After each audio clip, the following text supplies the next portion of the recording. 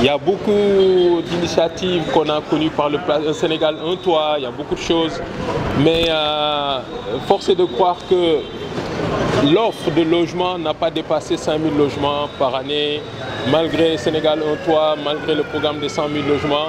Donc pour dire que l'offre n'a jamais été présente, alors que la demande, on dit que c'est 15 000 logements par année. Et donc il y a un déficit qui s'accumule, et on nous parlait en 2016 de 300 000 logements de déficit. Maintenant, les nouvelles autorités ont créé ce qu'on appelle le panel rue, le programme national d'accès au logement et à la rénovation urbaine pour 500 000 logements. Donc les nouvelles autorités ont évalué les déficits à 500 000 logements. Vous comprenez tout de suite que nous, au niveau industriel, on a fait les calculs pour voir que 500 000 logements, ben, c'est un marché potentiel pour 9 000 milliards de francs CFA. 9 000 milliards de francs CFA, on parle de 15 milliards de dollars. Pour vous donner une idée, 15 milliards de dollars, c'est plus que les deux plateformes pétrolières et gazières. Tout le bruit que les deux plateformes ont eu et qu'ils ont réalisé sur 7 ans, 8 ans, c'est 5 milliards pour le gaz, GTA, et 5 milliards pour Sangomar. Mais nous, on parle de 15 milliards de dollars. Donc l'envergure ne sont pas les mêmes. Donc ce qui nous réunit aujourd'hui, c'est voir comment relever les défis qui peuvent se présenter devant nous. Le premier défi, comme on a dit, c'est les débouchés. Donc nous pensons que l'État a des entreprises comme HLM et SICAP qui ont leurs preuves et qui sont connues.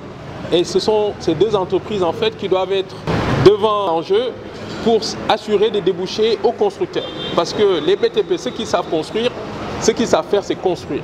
Nous, les industriels, on a tout. Donc si jamais l'État arrive à consolider au niveau de la SNHLM et au niveau de la SICAP pour être des acheteurs fermes, parce que nous tous, on a grandi. Moi, mes premières années, je les ai faites à la SICAP. On était dans une maison. Donc vous voyez, beaucoup de gens ont connu ces logements de SICAP, Amitié, Mermoz, Carac, etc. Et c'est ça qu'il faut renaître pour qu'il y ait de la location-vente. Parce que l'essentiel des Sénégalais ne sont pas bancarisés. Donc il faut que ces sociétés de l'État qui ont vocation à faire le logement social se mettent en avant. Et nous pensons que c'est possible. Maintenant, pour l'exécution, nous sommes forts parce que nous avons des entreprises sénégalaises, comme on l'a dit tout à l'heure, qui construisent partout en Afrique. Et la nouveauté va être maintenant l'industrie, parce que le Sénégal s'est beaucoup développé en matière de matériaux de construction. Nous avons les cimenteries, nous avons des aciéries maintenant. Il y a une aciérie qui est en train de se mettre en place, fer à béton, etc. Nous avons aussi une industrie de secondes œuvres. On a Payfort qui fait les carreaux, on a LCS qui fait les câbles, on a CCIS qui fait le PVC. Donc pour dire que l'écosystème de construction industrielle, je dis bien, est là. Donc si on veut construire, on peut ne pas aller à Dubaï pour aller chercher des conteneurs. On peut rester au Sénégal et construire. Et le ministre a émis aussi le vœu qu'on puisse construire avec la latérite, avec l'argile, avec les matériaux locaux. Donc pour dire le risque d'exécution n'est pas là. Donc le seul risque qui est là, c'est le risque de financement. Et le risque de financement, c'est quoi? Si les SNHLM ont accès à la clientèle, mais qui va leur donner l'argent pour que SNHLM puisse acheter? Ce que les industriels et les industries du BTP sont prêts à construire. Donc ce qu'on dit, c'est que ce qui a été fait à travers le monde, je dis juste deux exemples en Afrique, pour ne pas aller à Dubaï.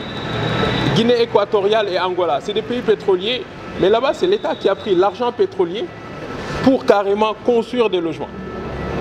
Nous ne demandons pas ça à l'État. Ce que nous demandons, que l'État prenne cette capacité financière générée par ces nouveaux revenus pour garantir SNHLM et la SICAP, pour que SNHLM et la SICAP puissent nous donner des garanties à des bailleurs, à des fonds qu'on peut lever, donc pour pouvoir vendre les logements à SNHLM, ces deux sociétés peuvent s'assurer maintenant de la commercialisation. Chacun avec son métier. C'est vraiment ces trois défis majeurs que nous avons donc pour pouvoir dégoulotter tout et offrir ces 5 000 logements au Sénégal.